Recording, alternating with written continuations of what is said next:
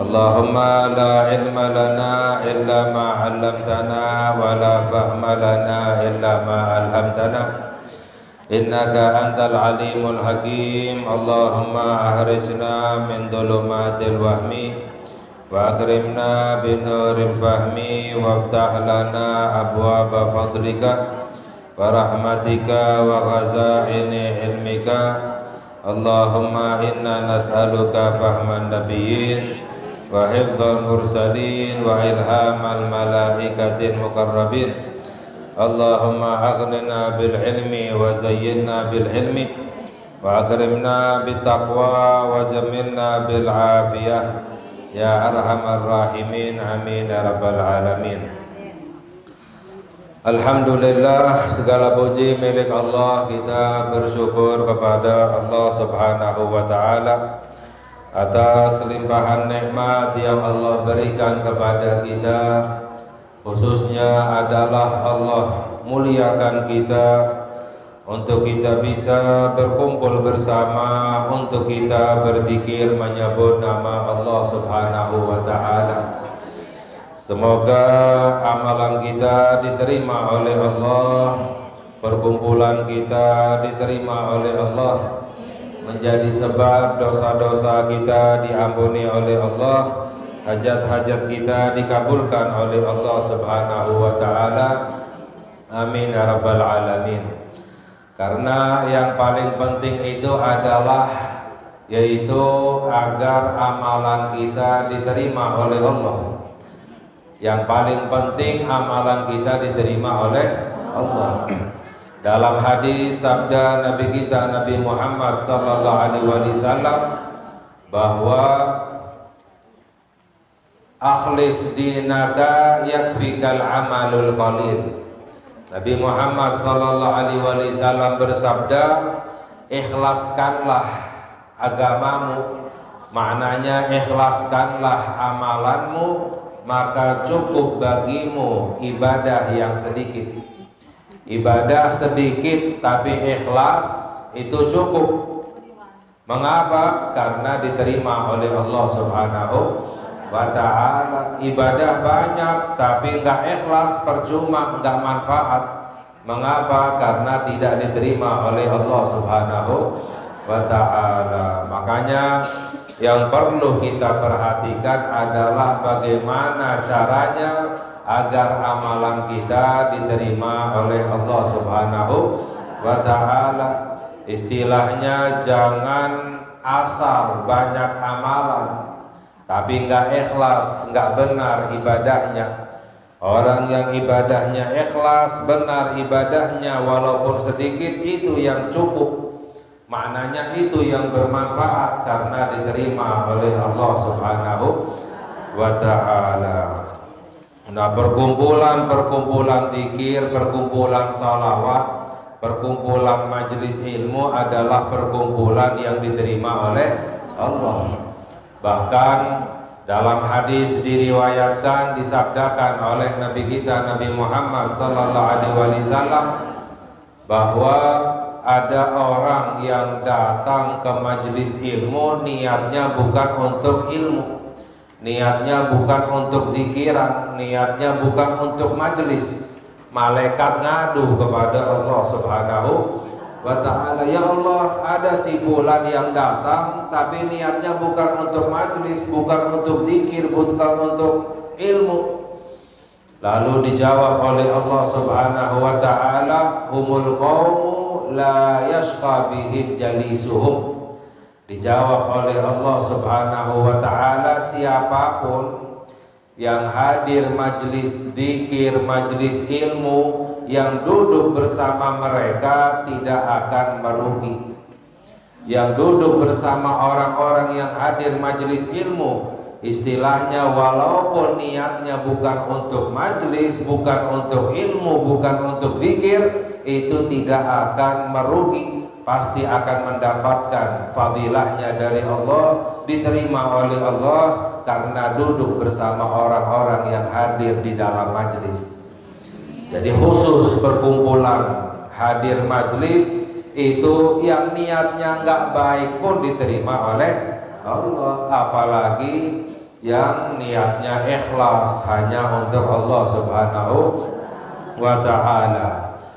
Pernah diriwayatkan bahwa ketika Ibn Abbas radhiyallahu ta'ala anhuma, beliau adalah sepupu Nabi kita Nabi Muhammad sallallahu alaihi wasallam, ketika ditanya apa amalan yang paling afdal, apa bulan yang paling afdal, dan apa hari yang paling afdal, dijawab oleh Ibn Abbas radhiyallahu ta'ala anhuma, amalan yang paling afdal sholat pada waktunya, awal waktu. As-salatu li awali waktiha. Ketika Nabi Muhammad sallallahu alaihi wasallam ditanya apa amalan yang paling afdal, sholat pada awal waktu. Bulan yang paling afdal dijawab oleh beliau adalah bulan Ramadan. Karena bulan Ramadan disebutkan oleh Allah di dalam Al-Quran, Syahrul Ramadan alladzi unzila fihil Quran. Dan juga bulan Ramadan disabdakan oleh Nabi kita Nabi Muhammad sallallahu alaihi wasallam, Sayyidus Syuhur, pemimpinnya bulan-bulan. Bulan yang paling afdal adalah bulan Ramadan. Hari yang paling afdal itu adalah hari Jumat. Bahkan hari Jumat lebih afdal daripada hari raya Idul Fitri dan Idul Adha. Hari Jumat itu lebih afdal daripada Idul Fitri dan Idul Adha. Itu jawaban Ibn Abbas radhiyallahu ta'ala anhuma. Lalu sampai kabar kepada sahabat Sayyiduna Ali bin Abi Thalib karramallahu wajhahu. Beliau adalah sahabat sepupunya Nabi Muhammad sallallahu alaihi wasallam dan juga menantunya Nabi kita Nabi Muhammad. Beliau Sayyidina Ali bin Abi Thalib ketika mendengar, beliau berkata, aku mendengar Ibn Abbas ditanya amalan yang paling afdal itu apa, sholat pada awal waktu. Bulan yang paling afdal itu apa, bulan Ramadan. Hari yang paling afdal adalah hari Jumat. Kata Sayyidina Ali bin Abi Thalib, itu semuanya benar, tapi jawabanku lain. Sayyidina Ali bin Abi Thalib berkata, jawabanku bukan itu. Amalan yang paling afdal bukan sholat pada awal waktunya. Padahal disabdakan oleh Nabi kita Nabi Muhammad. Tapi kata Sayyidina Ali bin Abi Thalib, jawabanku amalan yang paling afdal bukan sholat pada awal waktu. Bulan yang paling afdal bukan bulan Ramadan. Hari yang paling afdal bukan hari Jumat, ya. Itu jawabannya Sayyidina Ali bin Abi Thalib. Beliau adalah pintunya ilmu. Dalam hadis sabda Nabi Muhammad sallallahu alaihi wasallam, ana madinatul ilmi wa ali babuha. Aku adalah gudangnya ilmu dan Ali adalah pintunya. Sahabat yang paling berilmu adalah Ali bin Abi Thalib karramallahu wajhahu. Apa jawaban beliau? Sayyidina Ali bin Abi Thalib, beliau berkata bahwa amalan yang paling afdal bukan sholat pada awal waktu, tapi amalan yang paling afdal itu adalah amalan yang diterima oleh Allah. Sholat pada awal waktu, tapi sholatnya nggak ikhlas, sholatnya nggak benar, ya percuma, tidak diterima oleh Allah. Bukan amalan yang paling afdal, tapi amalan apapun kalau diterima oleh Allah itu adalah amalan yang paling afdal. Ini secara umumnya. Amalan yang paling afdal adalah amalan yang diterima oleh Allah Subhanahu wa ta'ala. Makanya kita hadir majlis ini adalah amalan yang diterima oleh Allah. Dan juga banyak sholawat. Sholawat adalah amalan yang pasti diterima oleh Allah, ya, sebab dalam hadis disabdakan oleh Nabi kita Nabi Muhammad sallallahu alaihi wasallam, innallaha la yanzuru ila suwarikum wala ila ajsamikum walakin yanzuru ila qulubikum. Allah tidak melihat kepada rupamu, Allah tidak melihat kepada tubuhmu, tapi yang Allah lihat adalah hati. Ini maknanya ketika orang beramal. Ketika orang beramal yang dilihat oleh Allah adalah hatinya. Kalau hatinya ikhlas, hatinya bersih, niatnya baik, amalannya diterima oleh Allah. Kalau hatinya kotor, niatnya tidak ikhlas, ya niatnya tidak baik, maka amalannya tidak diterima oleh Allah. Jadi maknanya Allah melihat ke hati kita ketika kita beramal. Kalau orang nggak beramal, mau dilihat hatinya, mau dapat pahala dari mana? Ya, nggak beramal. Kecuali para ulama menjelaskan ketika kita bersalawat kepada Nabi kita Nabi Muhammad Sallallahu Alaihi Wasallam, Allah tidak melihat ke hati kita. Yang Allah lihat adalah Nabi Muhammad Sallallahu Alaihi Wasallam. Jadi siapapun yang bersalawat, Allah memuliakan Nabi Muhammad Sallallahu Alaihi Wasallam. Orang yang bersalawat pasti diterima oleh Allah Subhanahu wa ta'ala. Ini adalah fadilahnya salawat. Karena amalan yang paling afdal adalah amalan yang diterima oleh Allah. Lalu yang kedua, bulan yang paling afdal, ya, bukan bulan Ramadan. Kata Sayyidina Ali bin Abi Thalib, bulan yang paling afdal itu adalah bulan di saat seorang hamba bertaubat kembali kepada Allah. Bulan apapun itu, tapi itu orang kembali kepada Allah, bertaubat kepada Allah, itu adalah bulan yang paling afdal. Bulan Ramadan kalau nggak bertaubat, berbuat dosa, meninggalkan ibadah, bukan bulan yang paling afdal. Karena kita dengar bulan Ramadan, bulan penuh rahmat, bulan penuh ampunan, bulan penuh berkah. Ini khusus untuk orang-orang yang kembali kepada Allah, yang bertobat kepada Allah, yang ibadah kepada. Tapi kalau nggak ibadah, berbuat dosa, bulan Ramadan bukan bulan yang penuh rahmat. Nah, di bulan apapun seorang hamba yang kembali kepada Allah, itu adalah bulan yang paling afdal. Karena orang yang bertobat mendapatkan curahan rahmat dari Allah Subhanahu wa ta'ala. Dan hari yang paling afdal itu bukan hari Jumat. Hari yang paling afdal bukan hari Jumat. Apa itu hari yang paling afdal? Hari yang paling afdal adalah ketika seseorang meninggal dalam keadaan husnul khotimah. Orang meninggal husnul khotimah langsung dijamin masuk ke dalam surga. Itu adalah hari yang paling afdal. Ketika seseorang meninggalnya dalam keadaan husnul khotimah. Karena amalan yang paling penting adalah amalan yang terakhir. Amalan yang paling penting adalah amalan yang terakhir. Innamal a'mal bil khawatim. Dalam hadis sabda Nabi kita Nabi Muhammad Sallallahu Alaihi Wasallam, amalan yang paling penting itu adalah amalan yang terakhir. Orang terakhirnya amalannya baik, husnul khotimah, masuk ke dalam surga. Orang amalan akhirnya itu buruk, matinya su'ul khotimah, masuk neraka. Makanya dalam hadis yang lain pernah dikabarkan oleh Nabi kita Nabi Muhammad Sallallahu Alaihi Wasallam, seseorang yang beramal amalannya ahli surga, beramal amalannya baik, banyak ibadahnya, sampai antara orang ini dengan surga tinggal satu jengkal lagi. Antara orang ini dengan surga tinggal satu jengkal karena banyaknya ibadahnya, amalan baiknya. Fayasbiqu alaihil kitab, tapi telah didahului oleh takdir bahwa orang ini masuknya ke dalam api neraka, maka akhir hayatnya akan berbuat maksiat, berbuat amalannya buruk, matinya dalam keadaan su'ul khotimah. Kalau ditakdirkan masuk ke dalam api neraka, walaupun ibadahnya sangat banyak, sampai antara orang ini dengan surga tinggal satu jengkal. Sebaliknya pun demikian, seseorang yang berbuat kemaksiatan, banyak dosanya, sampai antara orang ini dengan neraka tinggal 1 jengkal lagi karena banyaknya dosana.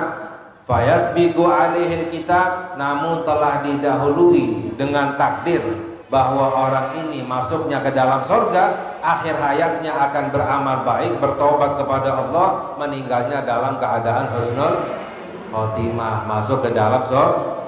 Maknanya apa? Amalan yang paling penting, amalan yang terakhir. Para ulama menjelaskan bahwa ini bisa terjadi, namun sangat jarang sekali. Ini bisa terjadi tapi jarang sekali. Orang ibadah terus seumur hidupnya, akhir hayatnya melakukan kemaksiatan, su'ul khotimah, masuk neraka, bisa terjadi tapi sangat jarang terjadi.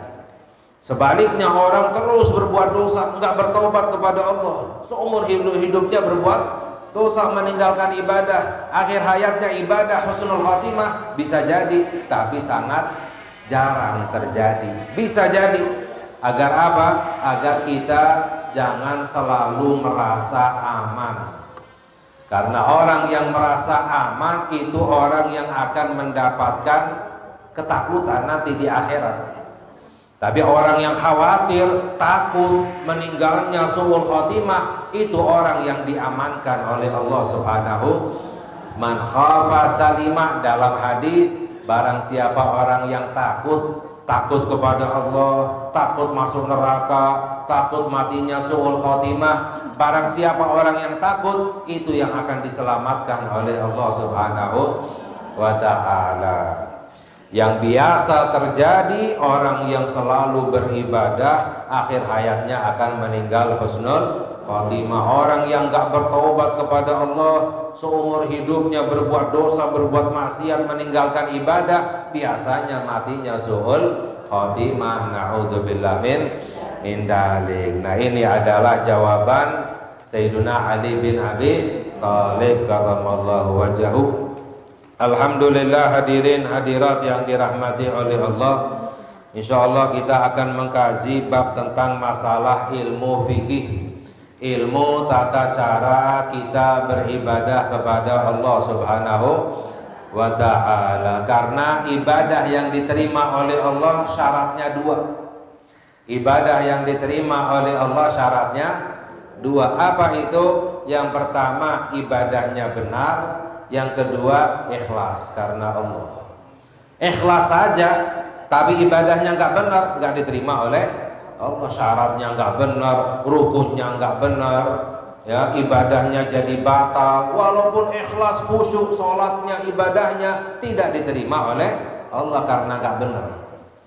Sebaliknya pun demikian, orang ibadahnya benar, ibadahnya sempurna, bacaannya sempurna, tapi nggak ikhlas, tidak diterima oleh Allah Subhanahu wa ta'ala. Jadi syarat diterimanya ibadah adalah benar, zahirnya dan batinnya. Zahirnya itu syaratnya, rukun-rukunnya, tata caranya. Batinnya adalah ikhlas, hanya untuk Allah Subhanahu wa ta'ala. Nah, yang pertama dijelaskan tentang masalah fi ahkamil wudhu'i, yaitu hukum berwudhu. Dalam hadis sabda Nabi kita Nabi Muhammad sallallahu alaihi wasallam bahwa at-tahur syatrul iman. Dalam hadis bahwa bersuci itu, berwudhu setengah daripada iman. Apa itu iman? Sholat. Nama lain daripada sholat itu adalah iman, ya. Jadi sholat itu namanya iman, ya. Dalam Al-Quran, wa ma kana Allahu liyudhi'a imanakum. Ketika Allah menjelaskan tentang masalah perpindahan kiblat dari Palestina Baitul Maqdis ke Ka'bah, dikembalikan lagi kiblat ke Ka'bah, Allah berfirman, wa ma kana Allahu liyudhi'a imanakum. Allah tidak akan menyia-nyiakan imanmu.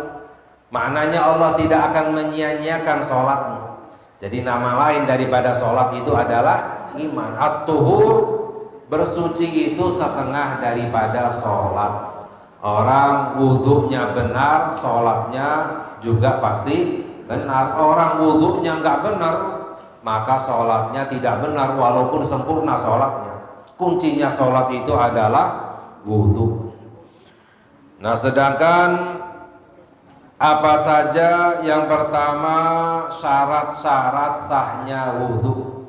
Syarat-syarat sahnya wudhu, ada rukun wudhu, ada syarat wudhu. Kalau syarat itu sebelum ibadah, kalau rukun itu yang ada di dalam ibadah, ya. Syarat sahnya wudhu yang pertama adalah ma'un mutlakun, air yang mutlak.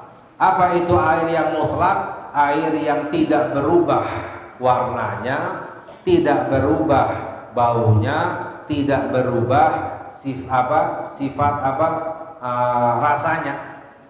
Jadi sifatnya air nggak berubah, air mutlak itu namanya. Ya, warnanya nggak berubah, baunya nggak berubah, dan rasanya tidak berubah. Kecuali para ulama menjelaskan air yang berubah karena sifat alam. Ya, misalnya di rawa-rawa banyak pohon, air jadi warnanya hijau karena banyaknya lumut, tanaman dan lain sebagainya. Itu masih boleh digunakan untuk berwudu. Atau misalnya air yang berubah karena tanah. Air berubah warnanya karena tanah, itu boleh digunakan untuk berwudu karena sifatnya tanah bisa digunakan untuk tayamum.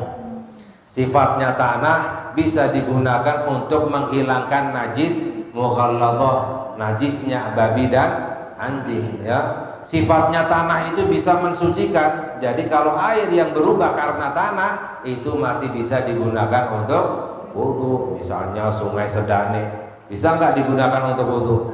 Bisa. Warnanya apa? Coklat, ya, tapi bisa digunakan untuk berwudu, ya. Kecuali lagi juga adalah air laut. Air laut rasanya berubah, asin, tapi boleh digunakan untuk wudu, ya. Mengapa? Karena sumbernya air semuanya dari laut. Ya, sumbernya air semuanya dari laut. Dari laut menguap, dibawa awan ke gunung, turun hujan, jadi mata air, sungai dan lain sebagainya. Sumbernya air semuanya dari laut, makanya laut boleh digunakan untuk berwudu, ya. Ini yang namanya air mutlak yang tidak berubah sifatnya. Tapi kalau air berubah karena sabun misalnya, nggak bisa digunakan untuk berwudu, ya, atau mandi wajib. Atau misalnya air yang berubah, kopi misalnya, ya, kopi bisa digunakan untuk wudu nggak? Kan suci, nggak najis, ya. Ini namanya air tohir ghairu mutahhir, air yang suci tapi tidak mensucikan. Karena apa? Sifatnya berubah, air teh, air sirup dan lain sebagainya. Lalu syarat sahnya wudu juga adalah yaitu islamun, ya. Orang kalau nggak Islam, ya, berwudu, wudunya tidak sah. Bahkan syarat sahnya semua ibadah yang pertama adalah Islam, ya, beriman kepada Allah, beriman kepada Nabi kita Nabi Muhammad. Orang menjadi Islam itu syaratnya mengucapkan dua kalimat syahadat, asyhadu an la ilaha illallah wa asyhadu anna muhammadar rasulullah sallallahu alaihi wasallam. Ini untuk orang kafir ingin masuk ke dalam Islam. Orang kafir ingin masuk ke dalam Islam, syaratnya satu, mengucapkan dua kalimat syahadat. Tapi anaknya orang Islam sudah dihukumi Islam, walaupun sepanjang umur hidupnya nggak pernah mengucapkan dua kalimat syahadat. Anaknya orang Islam dihukumi Islam, walaupun sepanjang umur hidupnya nggak pernah mengucapkan dua kalimat syahadat, tapi berdosa karena nggak sholat, nggak puasa, nggak zakat, ya. Kecuali kalau melakukan hal-hal yang mengeluarkannya daripada agama Islam. Jadi syarat sahnya semua ibadah adalah Islam. Lalu yang berikutnya, syarat sahnya wudu adalah tamyizun. Tamyiz. Apa itu tamyiz? yang sudah bisa membedakan mana yang baik, mana yang buruk. Anak yang sudah bisa membedakan mana yang bermanfaat, mana yang berbahaya. Para ulama, kebanyakan ulama itu menjelaskan makna daripada tamyiz adalah anak yang sudah bisa makan sendiri, minum sendiri, cebok sendiri. Kalau sudah bisa makan sendiri, minum sendiri, cebok sendiri, itu sudah dianggap tamyiz. Mengapa? Ibadahnya baru dianggap sah. Ya, kalau sudah tamyiz, ibadahnya baru dianggap sah. Kalau belum tamyiz, ibadahnya belum dianggap sah. Maknanya apa? Misalnya nggak boleh jadi imam. Ada anak kecil misalnya, walaupun hafal Al-Quran, walaupun hafal semua syaratnya sholat, rukunnya sholat, sempurna sholatnya, tapi kalau belum tamyiz, ibadahnya belum sah, nggak boleh jadi imam. Walaupun hafal Al-Quran sekalipun, ya. Tapi kalau sudah tamyiz, ya, baru ibadahnya sah, boleh jadi imam, ya, karena ibadahnya baru sah, ya. Jadi syarat sahnya semua ibadah, diantaranya wudhu adalah tamyizun. Lalu yang berikutnya syarat sahnya wudhu adalah wa ilmu bifardiyatihi, mengetahui kewajiban wudhu. Harus tahu bahwa wudhu itu hukumnya wajib. Kalau seandainya orang nggak tahu, oh saya kira wudhu itu sunnah nggak wajib misalnya, maka wudhunya tidak sah. Harus tahu bahwa wudhu itu wajib, ya. Wa adamu dhanni fardhihi naflan, dan tidak berprasangka kewajiban wudhu itu adalah sunnah. Tidak mengira rukun wudhu itu adalah sunnah. Misalnya rukun wudhu itu kan membasuh muka, tangan, kepala, dan kaki. Oh saya kira kepala itu sunnah, nggak wajib, itu wudhunya nggak sah. Jadi jangan beranggapan yang wajib itu sunnah. Kalau beranggapan yang sunnah itu wajib, masih sah. Oh saya kira kumur itu wajib, wudhu itu sah. Karena beranggapan yang sunnah itu wajib, masih sah. Tapi yang beranggapan wajib dianggap sunnah, itu baru tidak sah. Jadi tidak mengira atau menyangka yang wajib rukun wudhu itu adalah sunnah. Wa adamu ha'ilin wala mughayyirin lil ma'i 'alal udwi, dan tidak ada penghalang pada kulitnya, tidak menghalangi air sampai kulit. Kalau ada sesuatu di kulit yang menghalangi airnya sampai ke kulit atau ke kuku misalnya, maka wudhunya tidak sah, ya. Misalnya wanita suka pakai, ya, kutek, ya. Ya, itu cat, itu sama seperti cat, ya. Kok demen dicat ya badannya, ya. Ya, kayak tembok aja dicat, ya. Ya, itu wudhunya tidak sah, menghalangi sampainya air ke kulit, ya. Atau misalnya ada apa di badannya, sesuatu yang menghalangi sampainya air ke kulit, itu wudhunya tidak sah. Kecuali kalau misalnya seperti minyak atau seperti apapun, krim dan lain sebagainya yang tidak menghalangi sampainya air ke kulit, maka itu sah wudhunya, ya. Wala mughayyirin lil ma'i, dan tidak ada pada kulit yang dapat merubah sifatnya air. Menggunakan air wudhu, airnya bersih, air mutlak, tapi di badannya misalnya ada minyak yang merubah sifatnya air. Airnya jadi warnanya warna krem misalnya, atau baunya bau minyak misalnya, itu nggak sah wudhunya. Jadi sekiranya pada badannya itu tidak ada sesuatu yang merubah sifatnya air, mughayyirin lil ma'i. Ini diantaranya wajar ilma'i alaihi, dan syarat sahnya wudhu juga adalah mengalirnya air pada kulit. Harus ada air yang mengalir. Kalau enggak mengalir, itu namanya bukan mencuci, bukan membasuh, kecuali kepala.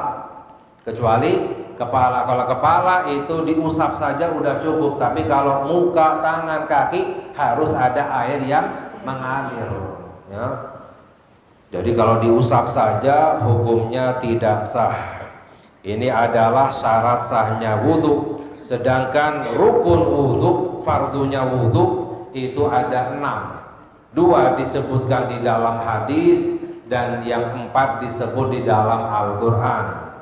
Ya, di dalam Al-Quran Allah Subhanahu wa ta'ala berfirman, ya ayyuhalladzina amanu idza qumtum ila sholati faghsilu wujuhakum wa aydiyakum ilal marafiqi wamsahu biru'usikum wa arjulakum ilal ka'baini. Ya, Allah berfirman yang artinya, wahai orang-orang yang beriman, jika kamu hendak menjalankan sholat maka basuhlah mukamu. Muka harus dibasuh. Apa maknanya basuh? Harus ada air yang mengalir. Wa aidiyakum, basuhlah kedua tanganmu sampai kedua sikumu. Ini juga harus ada air yang mengalir. Wamsahu biru'usikum, lalu Allah berfirman, usaplah kepalamu. Nah, kalau kepala boleh diusap, maknanya nggak harus ada air yang mengalir, diusap aja dengan 1 jari itu cukup. Atau setetes air di kepala itu sudah cukup. Nah, karena Allah berfirman, ya wamsahu, usaplah kepalamu, wa arjulakum, dan basuhlah kedua kakimu sampai kedua mata kaki. Ini merupakan rukun-rukunnya wudhu. 4 di dalam Al-Quran dan yang 2 di dalam hadis. Apa itu? Yang pertama adalah niat. Dalam hadis sabda Nabi kita Nabi Muhammad sallallahu alaihi wasallam, innamal a'mal binniyat, sahnya amalan itu adalah dengan niat.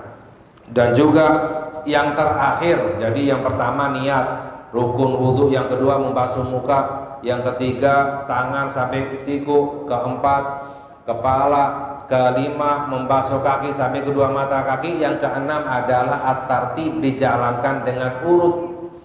Karena dalam hadis sabda Nabi kita Nabi Muhammad sallallahu alaihi wasallam, ibda'u bima bada'allahu bihi, mulailah dengan yang dimulai oleh Allah.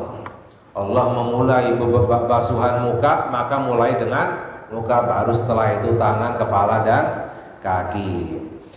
Ya, jadi insya Allah yang berikutnya kita mengkaji apa saja sunnah-sunnah wudhu dan juga tata cara berwudhu yang sempurna dari awal sampai akhir, ya, agar wudhu kita ini benar, agar sholatnya kita diterima oleh Allah Subhanahu.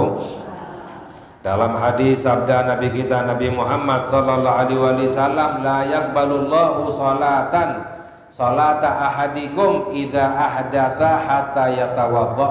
Allah tidak menerima salat siapapun jika hadas sampai berwudu. Berwudu baru salatnya sah. Orang salat tanpa wudu hukumnya haram, ya, mendapatkan dosa. Itu Ibn Mas'ud, sahabatnya Nabi kita Nabi Muhammad sallallahu alaihi wasallam, amara bi abdin min ibad umira bi abdin min ibadillahi ta'ala. Ibn Mas'ud bercerita, beliau bercerita bahwa ada satu orang, ya, daripada hamba Allah Subhanahu wa ta'ala sudah meninggal, ya, di alam kuburnya itu diperintahkan oleh Allah untuk dicambuk sebanyak 100 kali cambukan di dalam kuburnya. Ketika meninggal, Allah perintahkan malaikat untuk mencambuk 100 kali cambukan kepada orang ini. Falam yazal yas'al yad'u hatta sarat jaldatan wahidatan famtala'a gabruhu naran. Akhirnya orang ini terus minta ampun kepada Allah, minta keringanan kepada Allah, sampai diringankan 1 kali cambukan. Dari 100 kali cambukan menjadi 1 kali cambuk. Ketika dicambuk sekali, langsung kuburannya penuh dengan api. Itu 1 kali cambukan. Karena cambukannya malaikat itu dengan api, bukan dengan tali seperti di dunia. Cambuknya malaikat itu dengan api seperti petir. Sekali nyambuk itu seperti petir ya. Jadi sekali cambukan dipenuhi kuburannya itu dengan api. Falamma irtafa'a anhu, lalu ketika selesai dicambuk, orang ini baru bertanya, alama jalatumuni, mengapa? Bertanya kepada para malaikat, mengapa kalian kok mencambuk aku? Aku ini dicambuk karena hukuman apa? Gala dijawab oleh para malaikat, innaka salaita salatan bi ghairi tuhurin. Kamu pernah sholat tanpa wudu. Kamu pernah sekali sholat tanpa wudu ya, gara-gara itu dicambuk. Harusnya 100 kali cambukan diringankan menjadi 1 kali. Maknanya apa? Wudunya nggak benar ya, wudunya nggak sah sehingga sholatnya tidak sah. Dihukum oleh Allah. Mengapa? Karena lalai, tidak mengkaji ilmu. Makanya mengkaji ilmu agama diwajibkan oleh Nabi kita Nabi Muhammad ya, agar apa? Ibadah kita ini benar, ibadah kita diterima oleh orang. Alasannya nggak tahu, saya nggak tahu, nggak sengaja, itu nggak dimaafkan oleh Allah kecuali untuk 2 orang. Para ulama menjelaskan orang alasannya nggak tahu, nggak sengaja, dimaafkan oleh Allah khusus untuk 2 orang. Siapa itu? Yang pertama adalah orang yang mu'allaf, baru masuk. Oh nggak sengaja, nggak tahu cara wudu seperti ini, baru dimaafkan, wajar, baru masuk Islam. Tapi diperintahkan selalu untuk mengkaji ilmu. Ini dari bayi udah Islam, masih belum tahu juga, lalai, nggak dimaafkan oleh Allah. Yang kedua adalah untuk orang yang tinggalnya jauh dari ilmu, jauh dari alim ulama, jauh dari majlis, tinggalnya di ujung gunung, di tengah hutan, nggak ada majlis, nggak ada ilmu, nggak ada ulama, nggak tahu, baru dimaafkan, wajar.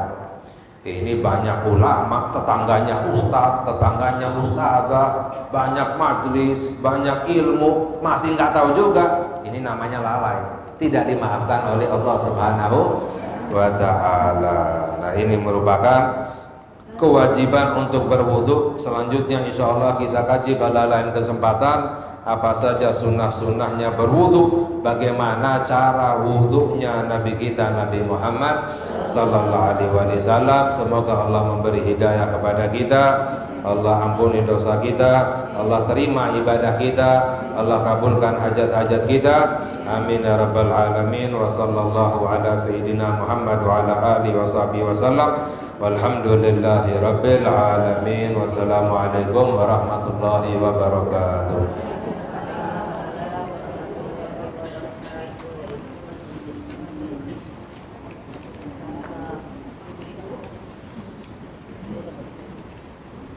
Ada yang mau bertanya? Silahkan.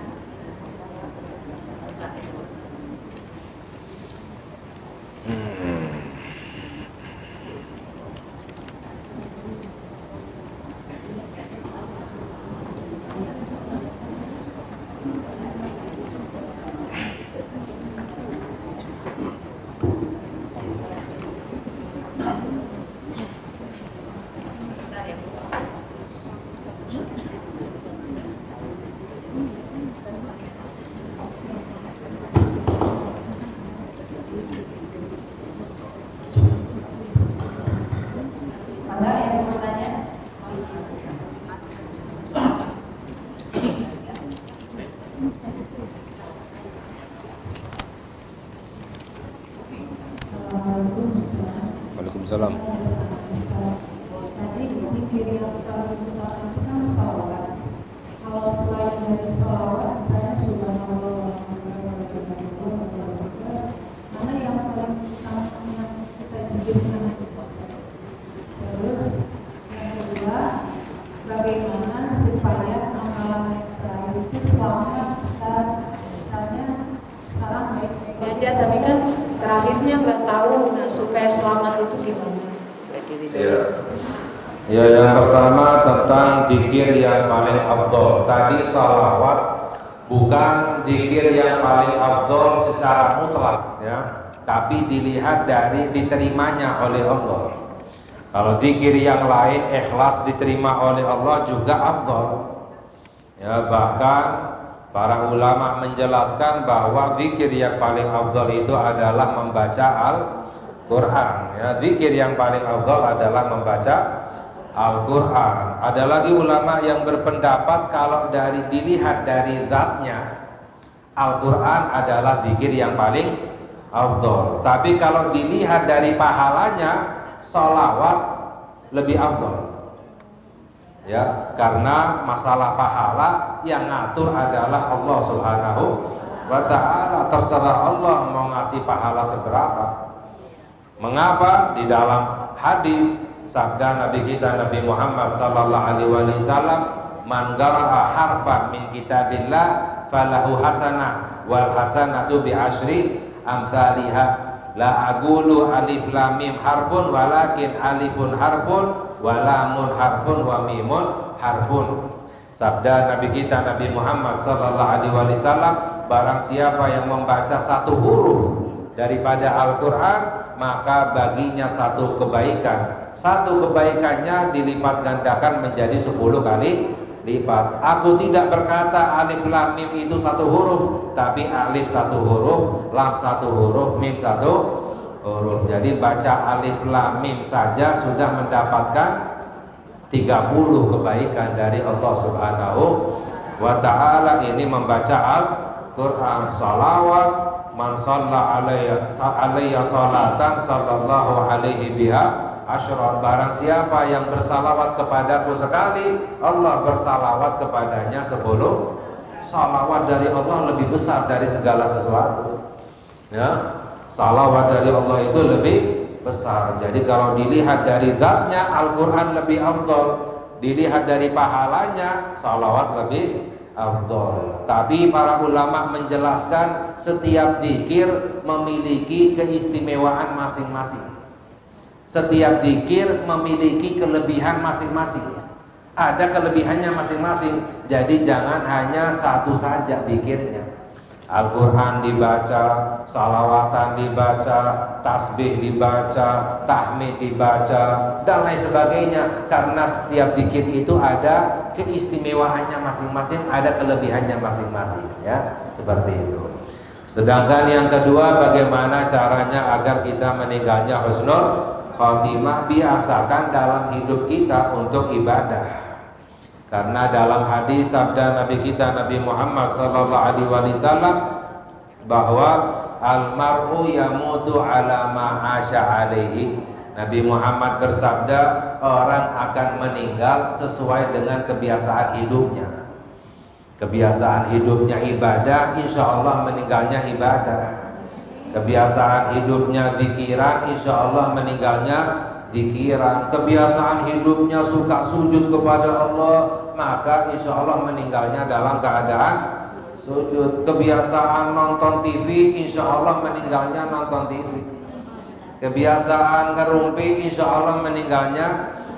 Jadi orang akan meninggal sesuai dengan kebiasaan hidupnya. Ini yang pertama. Yang kedua, minta kepada Allah husnul khotimah. 3 caranya untuk meninggal dalam keadaan husnul khotimah. Yang pertama, banyak ibadah, biasakan dalam hidup kita. Yang kedua, memohon kepada Allah.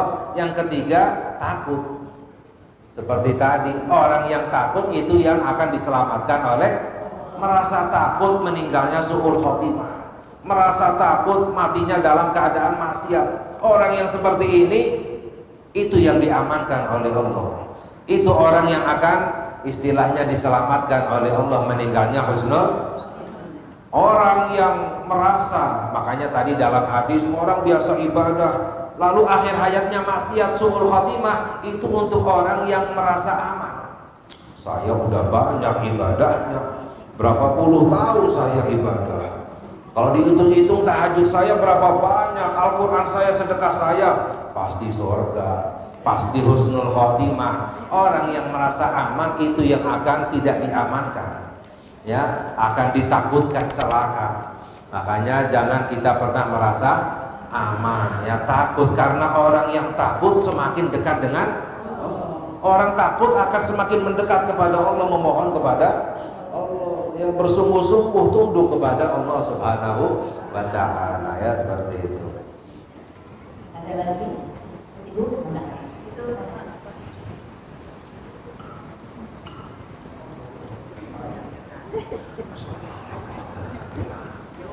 Assalamualaikum warahmatullahi wabarakatuh. Waalaikumsalam. Ya sama aja. Ya benar Ustaz Habib. Tanya kalau sudah diurut pakai seleh, apa harus mandi dulu atau sore langsung dulu? Iya. Iya, pakai minyak ya, harus mandi dulu. Yang penting kalau seandainya dilihat dari kadar minyaknya. Kalau sekiranya minyaknya itu tidak merubah air ketika berwudu, maka sah wudunya tetap. Tapi kalau seandainya banyak kadarnya sekiranya merubah sifatnya air, warnanya atau baunya atau rasanya dikira-kirakan, maka nggak perlu mandi sebenarnya, cukup dibasuh saja, dibersihkan minyaknya.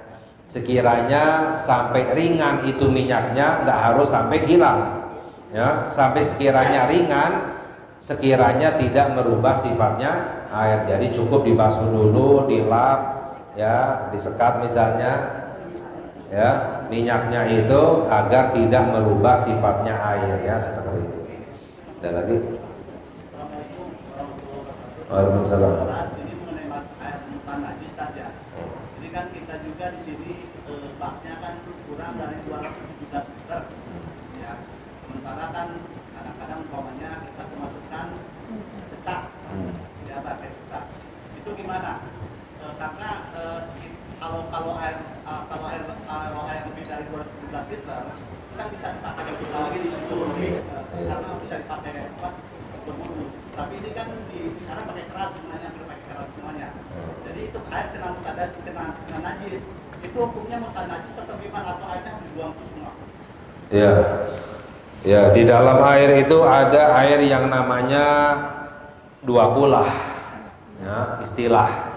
Ya, dua kulah itu tadi 217 liter. Kalau air kurang dari dua kulah itu kurang dari 217 liter. Kalau air mencapai 217 liter atau dikira-kirakan, misalnya ngitung literannya susah, 60 cm kubik ya, kira-kirakan panjang, lebar, tingginya 60 cm, itu dianggap air dua kulah. Nah, air yang dua kulah atau lebih itu tidak menjadi najis jika terkena najis, kecuali jika berubah sifatnya.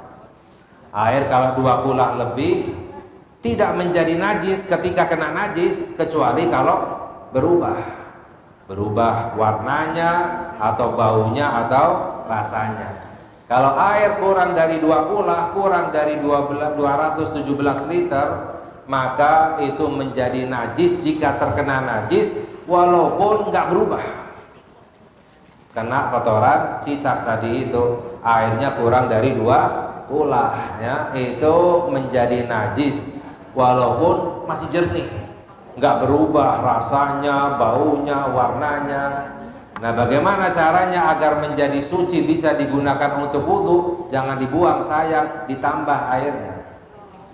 Airnya ditambah sampai lebih dari dua kulah ya, baru bisa digunakan untuk berwudhu ya. Sebab kalau kurang dari dua kulah kena najis ya najis, mutan najis hukumnya menjadi najis ya. Itu dalam madhab al-Imam Asy-Syafi'i radhiyallahu taala anhu ya, seperti itu ya Pak ya. Ya, ada lagi? Ini mungkin menyambungnya dari Pak Habib. Oh, ya. Ini air, sebenarnya ini air lagi. Kemudian kita tampung ke ember. Kemudian yang di ember itu yang kita pakai untuk wudhu itu bagaimana Habib? Iya. Ya, satu. Dan kemudian yang kedua, kalau air, sebenarnya kalau air alam tapi berbau besi. Misalnya kan kita air bor itu kan kadang air besi. Nanti itu apakah bisa kita pakai untuk kemudian yang ketiga ini kalau kita pakai pacar, ini kuku pakai pacar.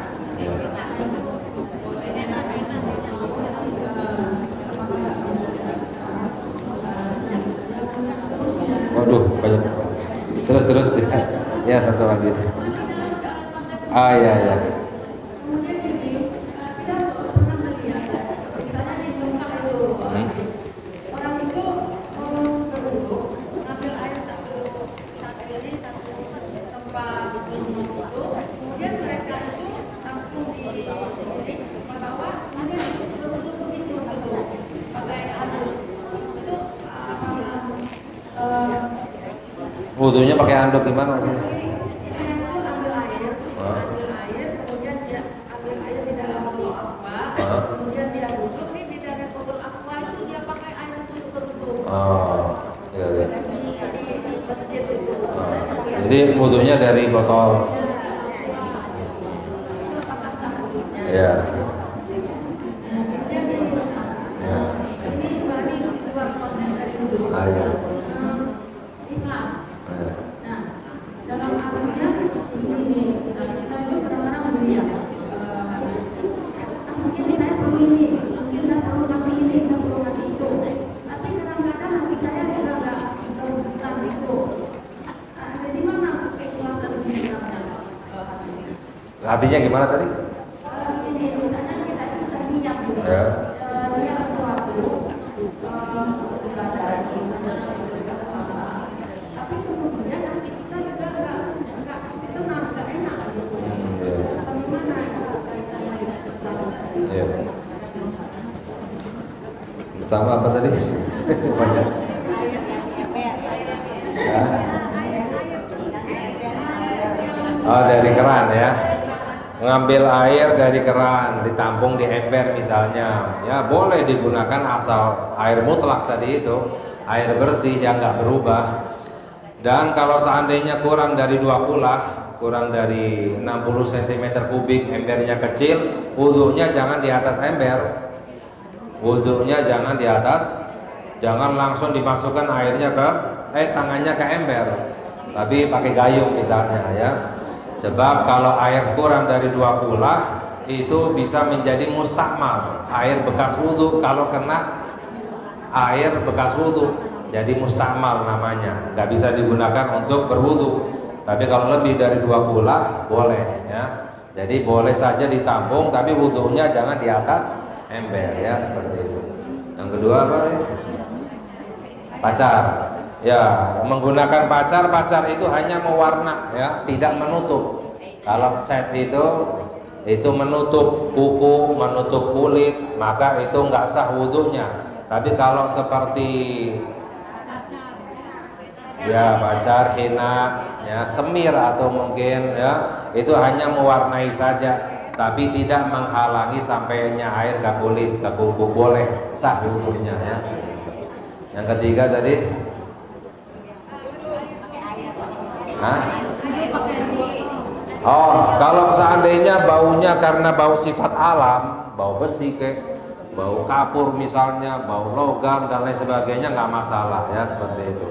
Yang penting nggak sengaja dirubah baunya ya, nggak masalah kalau seperti itu ya. Berapa lagi? Iya, wudhu dari botol atau air gelas boleh saja, yang penting syarat sahnya wudhu terpenuhi. Ada air yang mengalir di badannya ya, boleh, nggak masalah. Bahkan wudhu itu dahulu Nabi kita Nabi Muhammad sallallahu alaihi wasallam wudhunya itu dengan air 1 mud. 1 mud itu 6 ons ya, air 6 ons ya, itu digunakan untuk Nabi Muhammad sallallahu alaihi wasallam wudhu dari awal sampai akhir, karena beliau berkah istilahnya seperti itu. Jadi wudhu itu makruh hukumnya berlebihan, walaupun wudhunya dari air laut sekalipun. Berlebihan menggunakan air ketika wudhu hukumnya makruh, dibuka airnya sekeras-kerasnya banyak ya, itu makruh hukumnya. Jadi sehemat-hematnya asalkan syarat sahnya wudhu terpenuhi ya, sempurna wudhunya, membasuh badannya ya, walaupun pakai ya gelas atau botol sekalipun ya, seperti itu. Tadi yang terakhir masalah ikhlas. Ya, ketika kita ingin bersedekah lalu hati menentang, ya dipaksain. Ya, karena itu adalah hawa nafsu, setan paling gerah ketika ada orang mau bersedekah. Diriwayatkan ketika orang bersedekah, ingin bersedekah, itu yang nyerang 70 setan. Ketika orang ingin bersedekah, yang menyerang adalah 70 setan. Makanya jangan kalah. Ada ceritanya, seorang ustadz nyampain dalam hadis, ketika orang bersedekah itu diganggu, diserang oleh 70 setan. Ada satu orang dengar, orang ini berkata, saya ingin mengalahkan 70 setan. Akhirnya orang ini ingin pulang ke rumahnya, ngambil uang untuk bersedekah, tekad melawan hawa nafsunya, melawan setan. Sampai rumahnya, ngambil duit, ketika mau keluar akan disedekahkan istrinya. Mau dibawa kemana itu uang? Ini mau sedekah, soalnya dalam hadis ada bahwa orang ingin bersedekah diserang oleh 70 setan. Kalau berhasil berarti mengalahkan 70 setan. Saya ingin mengalahkan 70. Kata istrinya, jangan dulu, ini buat perlu itu ini dan lain sebagainya. Akhirnya gak jadi. Sedih ini orang. Kembali ke ustadznya, tanya ustadznya, kenapa kamu sedih? Iya ustadz, saya tadinya sudah bisa mau untuk mengalahkan 70, datang ibunya setan, saya dikalahkan. Ini kalau istrinya pelit ya, kalah ya. Jadi orang bersedekah itu memang godaannya luar, karena orang paling cinta dengan uang. Orang paling cinta dengan uang. Orang yang cinta kepada sesuatu rela mengeluarkan uangnya. Karena cinta kepada anak, rela mengeluarkan uang untuk, walaupun puluhan juta untuk sekolah, untuk kuliah, ratusan juta untuk pernikahan, rela karena cinta. Kita cinta dengan rumah, suka dengan rumah, seberapa besar pun kita keluarkan, iya kan? Ya, untuk mobil dan lain sebagainya. Seberapa besar cinta kita kepada Allah, dilihat uang yang kita keluarkan untuk Allah. Karena orang tidak mengeluarkan hartanya kecuali untuk sesuatu yang dicintainya. Orang yang cinta kepada Allah dilihat dari uangnya yang dikeluarkan untuk Allah Subhanahu wa ta'ala. Anak kita rela puluhan juta, ratusan juta. Coba anak tetangga mau nggak? Ya kan? Enggak, lain. Nggak cinta soalnya ya. Makanya Al-Imam Al-Ghazali, beliau yang berkata, ukuran cinta kepada Allah dilihat dari uang yang kita keluarkan untuk Allah. Karena orang paling cinta dengan uang ya, tidak mau mengeluarkan uangnya kecuali untuk sesuatu yang dicintainya ya. Makanya dipaksain untuk melawan hawa nafsu ya, seperti itu ya. Cukup ya, cukup.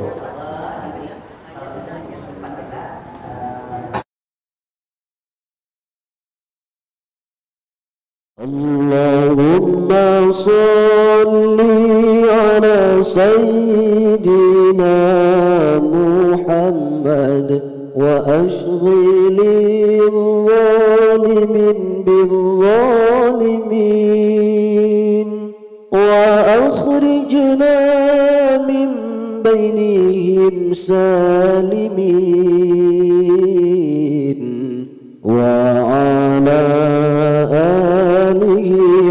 وصحبه أجمعين اللهم صل على سيدنا محمد وأشغل الظالمين بالظالمين وأخرجنا من بينهم سالمين